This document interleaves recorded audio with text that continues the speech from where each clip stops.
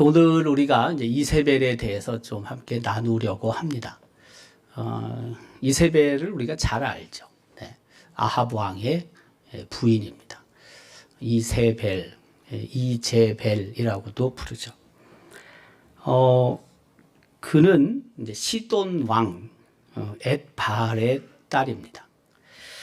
그 열왕기상 16장 31절은 이렇게 기록하죠. 시돈 사람의 왕 엣바알의 딸 이세벨, 이렇게 기록하죠. 우리가 예수님 당시에도 두로와 시돈, 시돈과 두로 이 지명이 있죠.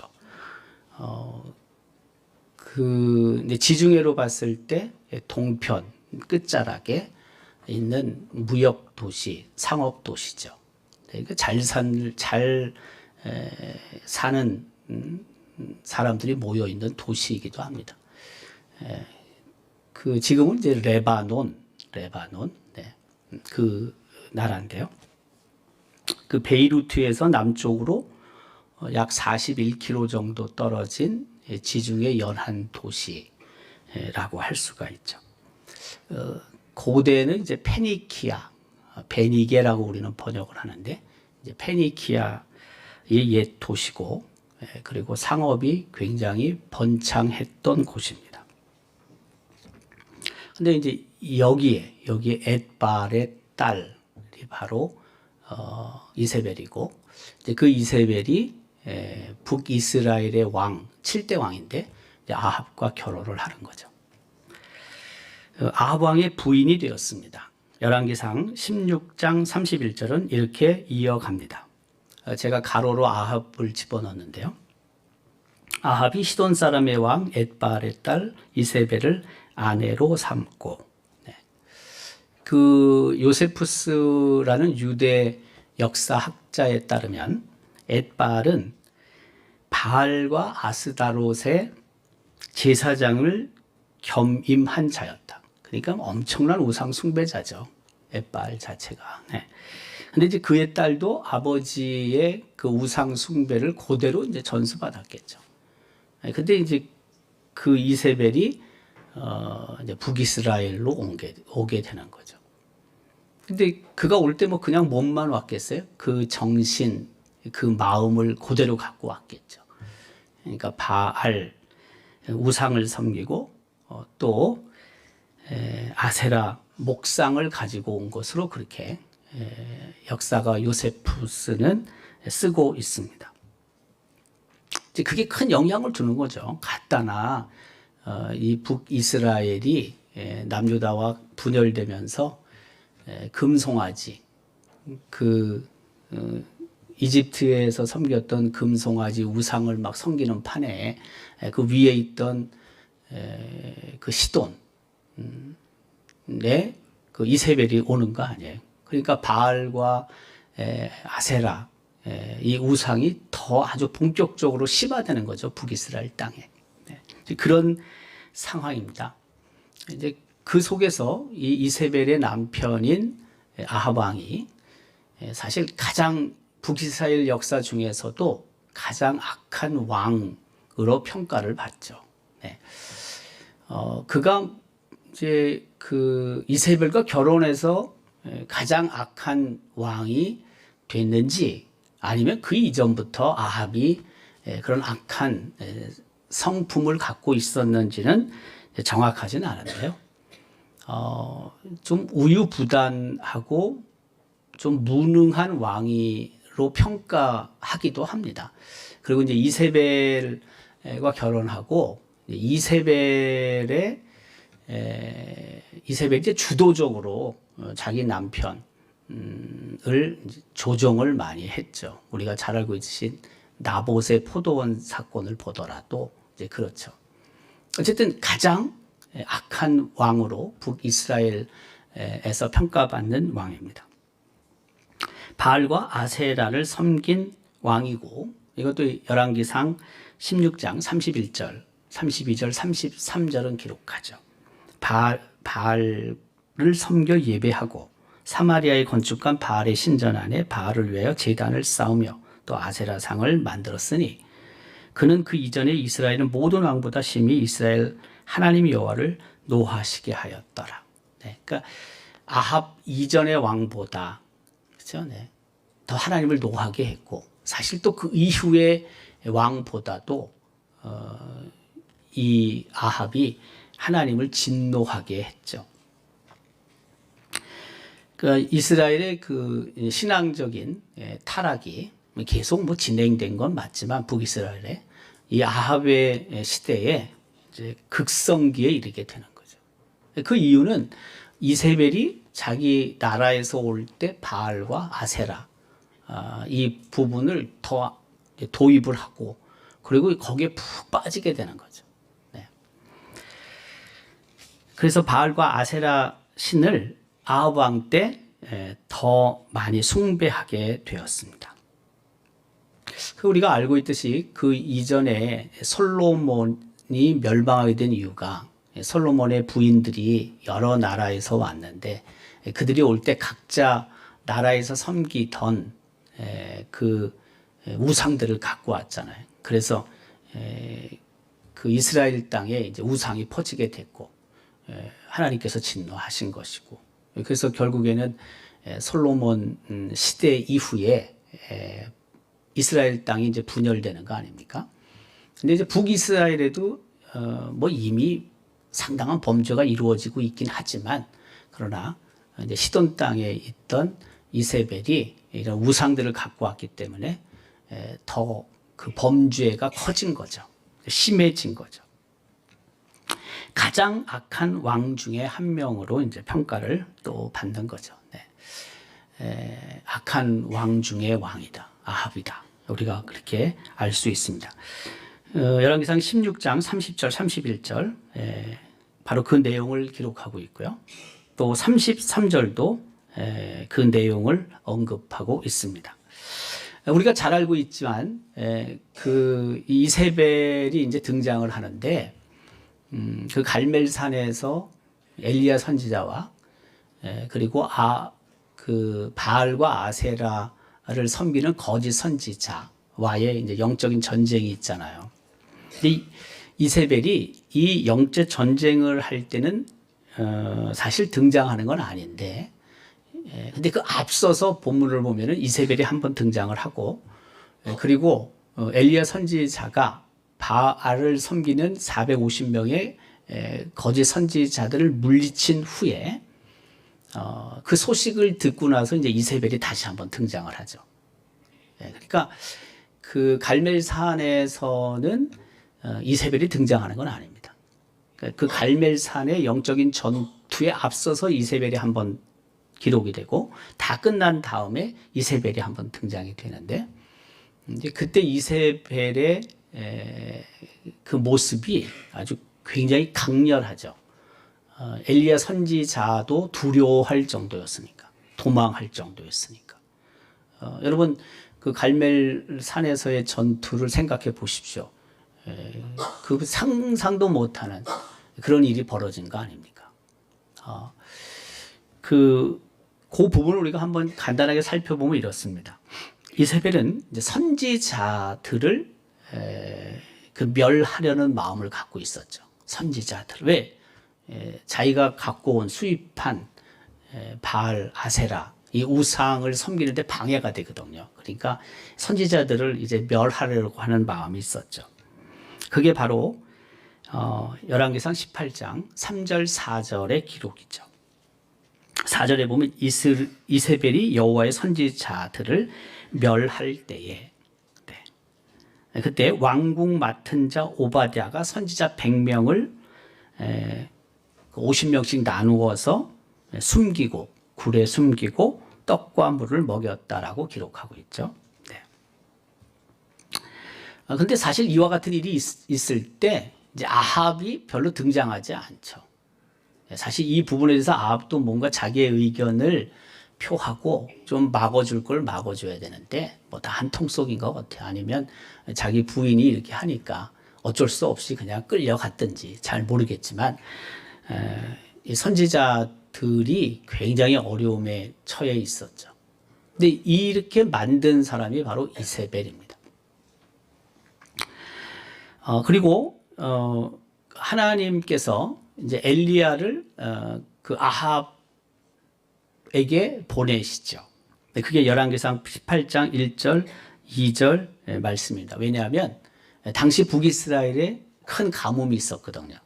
하나님께서 이제 엘리야를 통해서 비를 주시겠다라는 그 내용을 이제 아합에게 전달하기 위해서 하나님이 엘리야 선지자를 보내십니다. 그게 열왕기상 18장 1절, 2절의 내용이고요. 가다가 이제 아합 왕이 엘리야 선지자를 만나게 됩니다. 그리고 나서 갈멜산에서 그 놀라운 그 영적인 전투가 벌어지는 거죠. 근데 우리가 알고 있듯이 엘리야 선지자의 승리가 있었죠. 근데 그 승리가 굉장히 강렬하잖아요. 우리가 알고 있듯이 바알을 섬기는 거짓 선지자 450명, 아세라 그 거짓 선지자들이 400명. 근데 실제 400명은 나갔고 바알을 따르는 450명의 거짓 선지자와 싸우는 거잖아요. 돌로 제단을 쌓고 제단을 돌아가면서 도랑을 파고 통 4개의 물을 채워다가 번제 물 그리고 나무 위에 물을 붓는데 3번이나 그렇게 했고, 그래서 도랑에도 물이 가득 차게 되는 거죠. 엘리야 선지자가 하나님을 향해서 기도했고 하늘에서 불이 내려왔고, 그래서 이제 모든 것을 태우지 않습니까? 그리고 나서 오늘 이제 본문 열왕기상 18장 39절 40절 기록을 통해서 보면 모든 백성들이 놀란 거죠. 진짜 엘리야 선지자가 믿는 하나님이 진짜 하나님이구나. 이제 그것을 깨닫게 되는 거죠. 그러고 나서 바알을 섬기던 가짜 선지자 450명을 갈멜산에서 내려오면 기손 시냇가가 있는데 거기 내려와서 처단을 하게 됩니다. 그리고 나서 이제 가뭄이 끝나게 되는 거죠. 우리가 알고 있듯이 비가 엄청 내렸지 않습니까? 큰 비가 내렸습니다. 이제 이 일이 벌어진 후에 이세벨이 엘리야 선지자에게 사신을 보내는 거죠. 열왕기상 19장 1절 2절의 내용입니다. 아합이 엘리야가 행한 모든 일과 그가 어떻게 모든 선지자를 칼로 죽였는지를 이세벨에게 말하니 이세벨이 사신을 엘리야에게 보내어 이르되 내가 내일 이맘때는 반드시 내 생명을 저 사람들 중 한 사람의 생명과 같이 갖게 하리라. 그렇게 하지 아니하면 신들이 내게 벌 위에 벌을 내림이 마땅하니라 한지라. 근데 이 사신의 이야기를 듣고 엘리야 선지자가 도망한단 말이에요. 그런 하나님의 능력을 체험한 엘리야 선지자가 도망합니다. 사실 이것도 잘 우리가 이해가 안 되는 부분도 있고요. 한편으로는.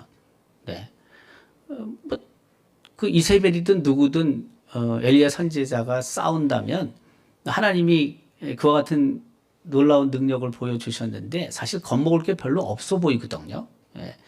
그런 하나님을 분명히 체험했는데 뭐 이세벨이면 어떻고 아합이면 어떻겠습니까? 근데 그렇지가 않은 거예요. 이제 이런 것을 보면서 우리가 느끼는 게 있어요. 그게 뭐냐면 우리가 하나님의 은혜를 분명하게 체험을 했다 할지라도 그 체험한 은혜가 그렇게 오래 지속이 안 된다는 거죠, 이게.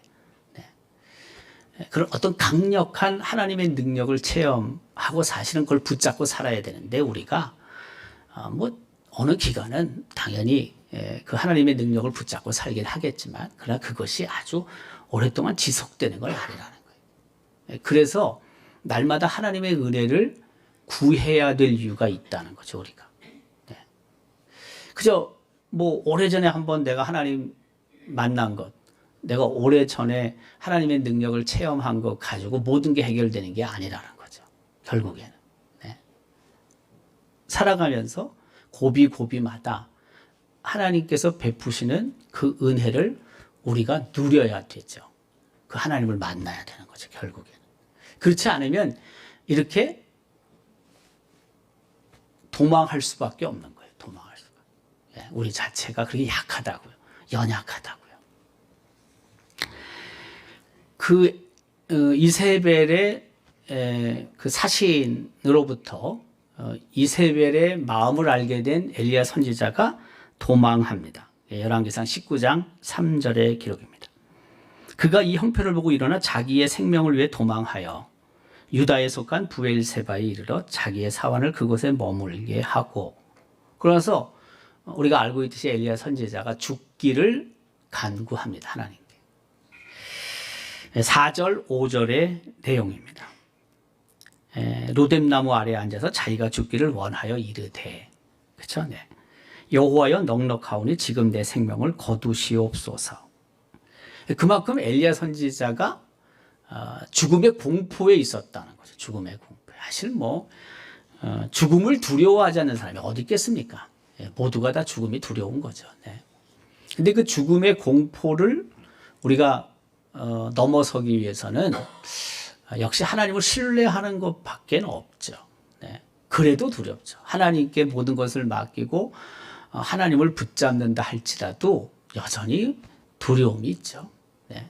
또 가족들이 있을 경우에는 더 그런 부분들이 우리에게 찾아오고요.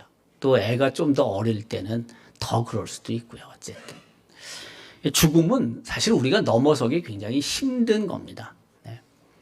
그렇지만 우리 믿는 자들은 천국을 소망해야 하고 또 하나님께 모든 것을 신뢰하며 살아야 하는 거죠. 근데 하물며 엘리야 선지자도 이 정도인데 우리가 어떻겠어요? 네. 우리는 더 심하겠죠. 죽음 앞에 우리가 서 있을 때 그 두려워하고 걱정하고 염려하고 불안해하고 공포를 느끼고 지극히 당연하다 이겁니다. 지극히. 네. 그거에 대해서 믿음 없다라고 얘기하기도 힘든 거예요. 그러니까 우리 자체가 그렇게 약한 존재니까.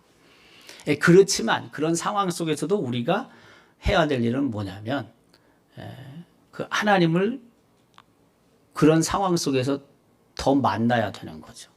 그 하나님을 만나기 위해서 우리가 소망해야 되는 거죠. 간구해야 되는 거죠. 그게 왜냐하면 이런 상황 속에서 하나님이 찾아오시거든요.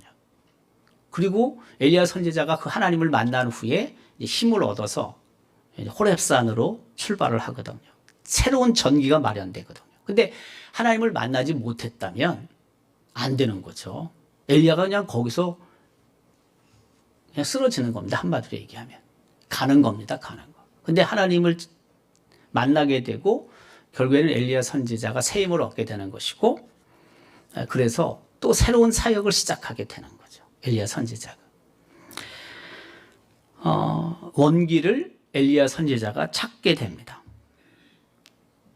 머리맡에 숯불에 구운 떡과 물 한 병이 있었고 그것을 먹고 나서 다시 쓰러졌지만 다시 하나님께서 깨우셔서 다시 먹게 하시고 일어나게 하시고 그리고 새로운 길을 가게 하시는 거죠.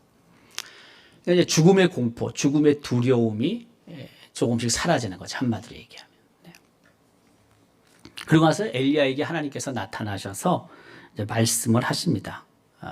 앞으로 벌어질 일에 대해서 말씀하시는 거죠. 하나님께서. 특별히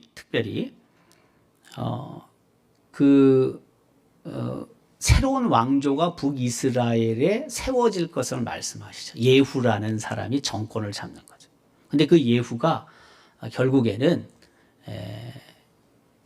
그 아합 왕가를 무너뜨리는 거죠. 아합 왕가가 무너진다는 것은, 붕괴한다는 것은 이세벨의 힘이 끝난다는 거죠. 이제 그걸 말씀하시죠. 그게 열왕기상 19장 15절 16절에 나타난 하나님의 말씀입니다. 이런 상황 속에서 그 열왕기상 21장으로 넘어가게 되면요, 이제 우리가 너무나 잘 알고 있는 그 나봇의 포도원 사건을 기록하고 있습니다. 이것은 아합 왕이 왕궁 가까이에 있는 한 포도원을 보고 나서 자기가 갖고 싶어 했죠. 채소 심고 갖고 싶어 했는데 그 포도원의 주인 이름이 나봇이고 나봇이 그것을 거절하죠. 아합 왕에게. 뭐 이유는 다른 데 있지 않습니다. 열왕기상 21장 1절, 2절, 3절, 4절 말씀에 의하면 조상의 그 기업으로부터 쭉 내려온 거라서 그렇게 할 수 없다는 거죠. 근데 아합은요, 그 사람의 말이 지극히 맞다는 걸 알아요. 맞다는 걸 알아요. 네. 그래서 강제로 뺏으려고 아합은 하진 않아요. 그래서 갖고 싶은데, 자기 소유로 만들고 싶은데, 뭐 그게 사실은 정당한 주장이니까 그가 근심하게 되죠. 그리고 식사를 하지 않죠. 네. 이걸 보면은 아합은 이세벨보다는 조금 덜 악한 사람인 것 같아요. 네. 근데 이제 이 얘기를 듣고 이세벨이 강탈을 하는 거죠. 강탈을. 누명을 쓰이는 거죠. 나봇을 누명 쓰입니다. 그것은 다른 것이 아니고 하나님과 왕을 저주했다. 나봇이. 그래서 그를 끌고 나가 돌로 쳐 죽여라. 그렇게 모략을 세우죠. 그리고 모략대로 나봇이 죽습니다. 그리고 나서 이제 그 포도원을 아합이 취하게 되는 거죠. 이게 열왕기상 21장 9절 10절의 말씀이고요. 결국에는 포도원이 아합의 소유가 됩니다. 이게 열왕기상 21장 16절의 말씀입니다. 그리고 나서 아합과 이세벨에게 임할 재앙을 다시 또 하나님께서 말씀을 하십니다. 이제 좀 더 구체적으로 하나님께서 말씀을 하시는 거죠. 23절 이렇게 기록하죠. 열왕기상 21장 23절입니다. 이세벨에게 대하여도 여호와께서 말씀하여 이르시되 개들이 이스라엘 성읍 곁에서 이세벨을 먹을지라. 아주 비참한 최후를 하나님께서 예고하십니다. 아주 비참한 거죠. 결국 이세벨이 비참한 최후를 맞게 됩니다. 지금 우리가 읽는 것이 열왕기상 21장이고요. 그리고 이제 이세벨이 비참한 최후를 맞게 되는 것이 우리가 오늘 본문으로 읽은 열왕기하 9장의 내용이거든요. 앞에 열왕기하 1장부터 시작해서 8장까지 이제 굉장한 그 상황의 변화가 이루어지죠. 앞서 언급한 것처럼 예후가 왕좌를 차지하게 됩니다. 예후가. 그리고 그 왕좌를 차지한 예후에 의해서 이세벨이 죽는 겁니다. 그 아합 왕은 어떻게 보면 개죽음을 당했습니다. 무슨 뜻이냐면은 이제 아람과의 전투가 있었고, 그리고 그 아합 왕이 그 아람의 한 병사가 쏜 화살에 맞아요. 근데 그게 사실 별로 맞을 확률이 별로 없는 거였는데 맞거든요. 그러와서 저녁 때쯤에 피를 많이 흘려서 아합이 죽게 되죠. 그리고 이제 그 아들이 아하시아인데 왕이 되고, 그러나 예후에 의해서 결국엔 다 제거되는 것이고, 예후가 왕자리에 오르게 되는 거고, 그리고 나서 이제 이세벨도 죽게 되는 거죠. 그 아합의 죽음은 열왕기상 22장 34절, 35절의 기록입니다. 결국 예후가 이세벨을 찾아오게 됩니다. 우리가 오늘 읽었는데 열왕기 하 9장 30절, 31절 내용이죠. 예후가 이스라엘에 오니 이세벨이 듣고 눈을 그리고 머리를 꾸미고 창에서 바라보다가 예후가 문에 들어오매 이르되 주인을 죽인 너 시므리여 평안하냐 하니. 예후가 사실은 구테타를 일으켜서 그 앞에 있는 왕들을 다 정리하는 거거든요. 그래서 지금 이세벨이 예후를 보고 나서 그런 말을 하는 거죠. 주인을 죽인 너 이렇게 표현하는 거죠. 근데 그때도 그랬죠. 이세벨이 눈을 그리고 머리를 꾸미고. 그러니까 뭐 이제 우리가 이걸 딱 보면서 화장을 하고 있구나 이렇게 이제 느끼는 거죠. 그때도 그러니까 이렇게 했나 봐요. 눈을 그리고 머리를 꾸미고. 네. 별 차이 없어요. 네. 재료만 조금씩 바뀌는 거지. 뭐 그 화장은 다 비슷해요. 눈 화장하고 머리를 뭐 볶든지 뭐 하여튼 뭐 그런 거죠. 이거 봐서는. 근데 지금 이세벨이 자기의 최후를 알고 있어요. 모르는 게 아니에요. 근데도 여전히 배짱이 좋아요. 배짱이 좋아요. 네. 죽음을 알고 있다고요, 자기가. 예후가 어떤 사람인지 알죠. 예후가 자기를 찾아왔다는 것은 자기의 죽음이 임박했다는 것을 뜻합니다.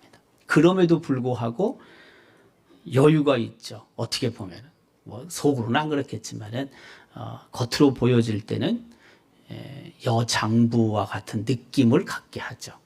여장부와 같은. 결국에 이제 예언대로 이루어지게 되는 거죠. 죽임 당합니다. 이세벨이. 열왕기하 우리가 읽었지만 9장 32절 33절입니다. 예후가 얼굴을 들어 창을 향하고 이르되 내 편이 될 자가 누구냐 하니 두어 내시가 예후를 내다 보는지라.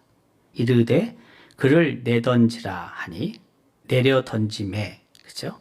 그의 피가 담과 말에게 튀더라. 예후가 그의 시체를 밟으니라. 예언대로 되는 겁니다. 결국에 이세벨은 예후에 의해서 살인을 당했습니다. 창문 밖으로 던져졌고, 그리고 그의 시체들은 개들이 먹었습니다. 어떻게 보면은 최악의 저주를 당했다고 볼 수 있습니다. 그 성경에 기록된 악한 자들이 이렇게 최후의 최후를 맞이하기도 하지만, 최후의 저주와 같은 그런 마지막을 맞이하기도 하지만, 또 그렇지 않은 사람들도 꽤 많습니다. 그런데 이세벨의 경우 정말 악한 이 사람이었거든요. 그리고 북이스라엘 땅을 아주 우상의 땅으로 만든 사람이거든요. 또 하나님의 선지자들을 그렇게 핍박했던 사람이거든요. 그러니까 사실은 이제 이런 마지막 그 최후, 이게 어떻게 보면은 당연할 수도 있습니다. 당연할 수도 있다는 생각도 듭니다. 예언이 성취됩니다. 열왕기하 9장 36절 37절의 내용입니다. 돌아와서 전하니 예후가 이르되 이는 여호와께서 그 종 디제 사람 엘리야를 통하여 말씀하신 바라. 이르시기를 이스라엘 토지에서 개들이 이세벨의 살을 먹을지라. 그 시체가 이스라엘 토지에서 거름같이 밭에 있으리니 이것이 이세벨이라고 가리켜 말하지 못하게 되리라 하셨느니라 하였더라. 네. 그러니까 이세벨의 어떤 묘라든지 뭐 이세벨의 어떤 흔적들조차도 어느 누구도 발견하지 못하게끔 만들었다. 이제 그런 의미가 이 속에 포함이 되는 거죠. 그 이세벨을 통해서 우리가 그 교훈으로 삼아야 될 내용 중에 하나는 이 만남이 참 중요하다. 만남이 참 중요하다. 아합이 뭐 이세벨을 만나서 더 악해질 수도 있고, 또 뭐 애초부터 아합이 악한 사람일 수도 있긴 하지만, 그러니까 이세벨을 만난 후에 상승 효과를 갖는 건 맞죠. 네. 이세벨을 만나지 않았다면 아합이 그토록 악한 왕으로 평가받지 않았을 수도 있습니다. 물론 악한 왕은 왕인데 최고로 악한 왕으로 평가받지 않을 수는 있습니다. 만남은 굉장히 중요한 겁니다. 만남. 네. 누구를 만나느냐, 네. 내 주변에 누가 있느냐, 굉장히 중요한 거죠. 정말 기도를 열심히 또 신실하게 간절히 믿음으로 기도하는 사람들이 내 옆에 있다면 그것도 얼마나 감사한 일인지 모릅니다.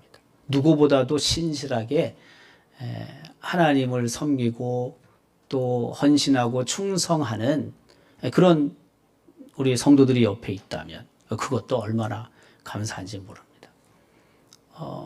건강한 그런 교회 안에서 우리가 하나님을 섬길 수 있다면 그것도 너무나 감사한 일이죠. 그것도.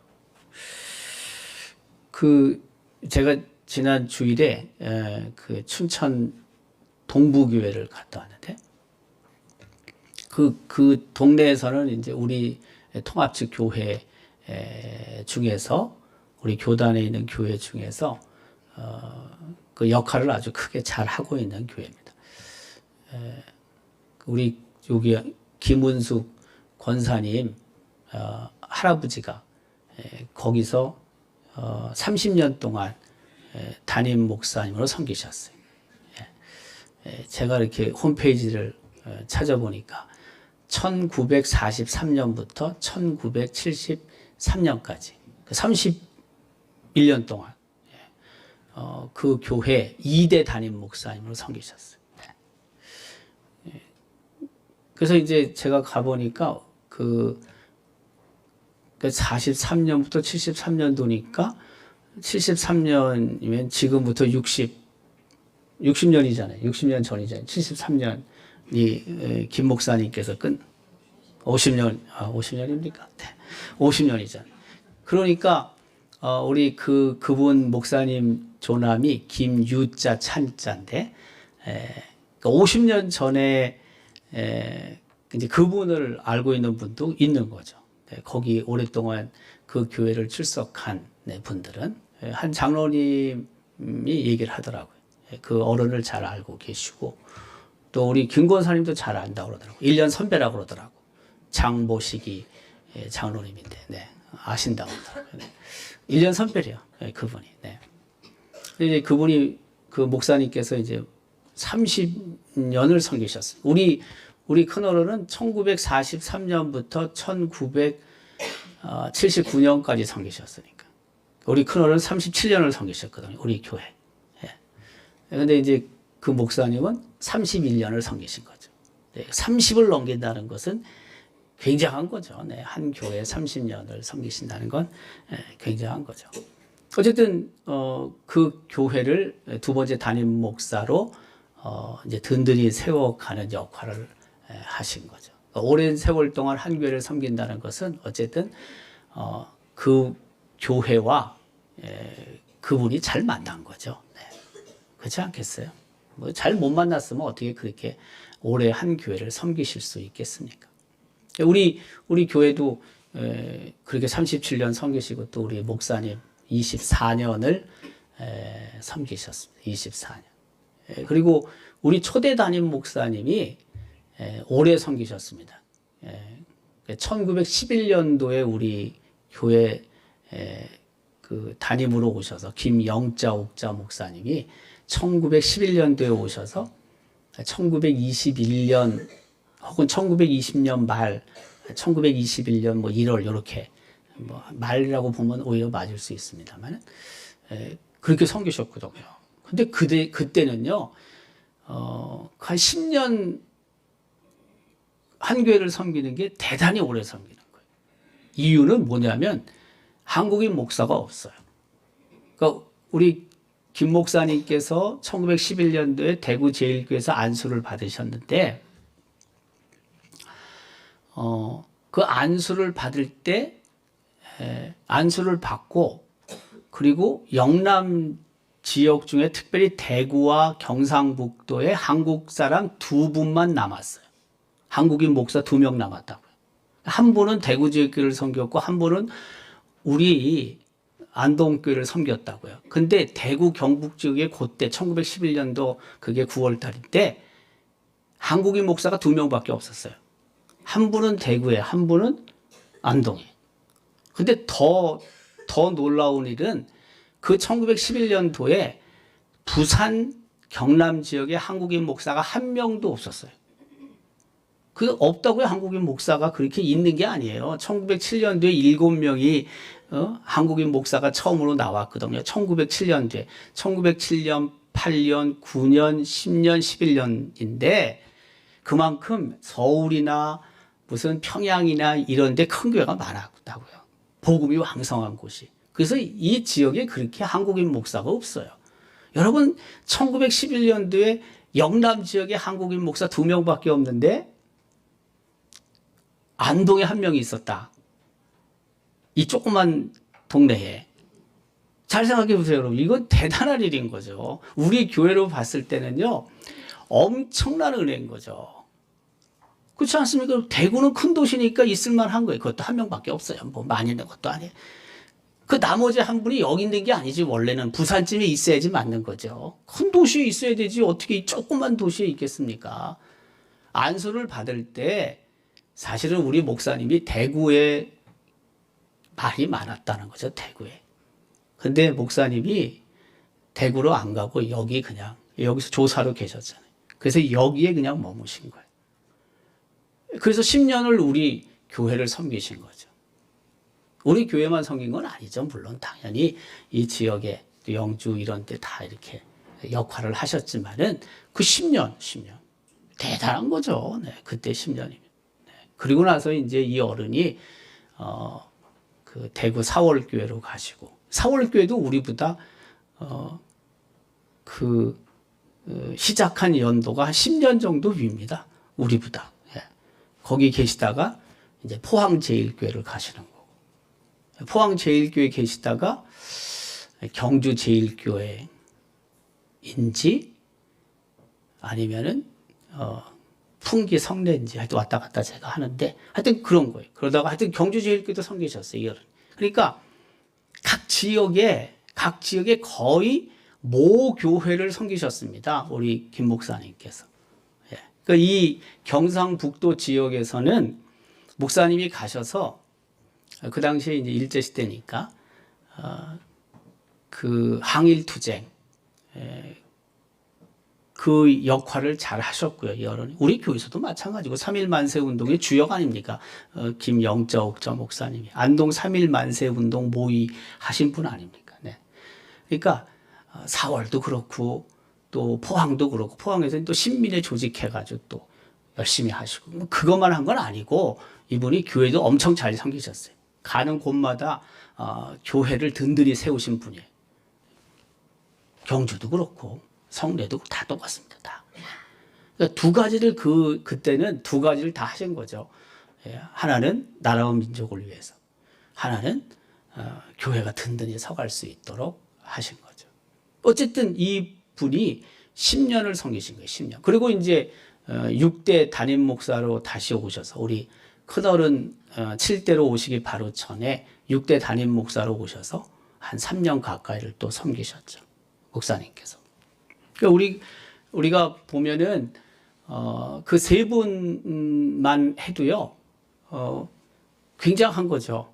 네. 37년, 24년, 61년 플러스 10년 플러스 3. 그죠? 그러니까 74. 네. 맞습니까? 네, 74. 네. 그래서 제가 이렇게 물어보고 저기 봐서 허락을 받아야 됩니다. 들을지 봤는지. 네. 그러니까 74년이니까 대단한 거죠, 여러분. 네. 엄청난 겁니다. 네. 그만큼 무슨 뜻이냐면은 우리 목사님들하고 우리 교회가 잘 만났다. 네. 그리고 또 그 목사님들께서 잘 섬기셨다. 또 우리 교회 교인들도 또 우리 목사님들을 잘 섬겨 주셨다. 이게 다 맞아야 되는 거지 맞지 않으면 어려운 겁니다. 네. 만남이 그렇게 중요하다는 것입니다. 우리 개인과의 만남도 중요하고 네. 또 교회와 교역자들 사이의 만남도 중요한 거죠. 굉장히. 제 동기 목사님 한 분이 저쪽 서해안에 작은 도시에서 목회를 해요. 이분이 그 장신대 나오고 신대원을 졸업했어요. 근데 그 사모도 그 장신대를 나오고 신대원을 졸업했어요. 네. 그러니까 캠퍼스 커플이에요. 그러니까 대학교 학부 다닐 때부터 이제 아는 것 같아요. 제가 보니까. 물어보진 않았는데 그런 것 같아요. 네. 근데 이 친구가 그런 얘기를 해요. 자기 와이프 너무 고맙다는 거예요. 왜 고맙냐? 결혼하고 그 촌에 가서 자기가 거기 간 지 벌써 뭐 20여 년 됐는데 앞으로 이제 그곳에서 뭐 다 끝내야 되겠죠. 근데 자기를 믿고 그 촌에 내려와서 그렇게 교회를 섬겨 준 게 너무 고맙다는 거예요.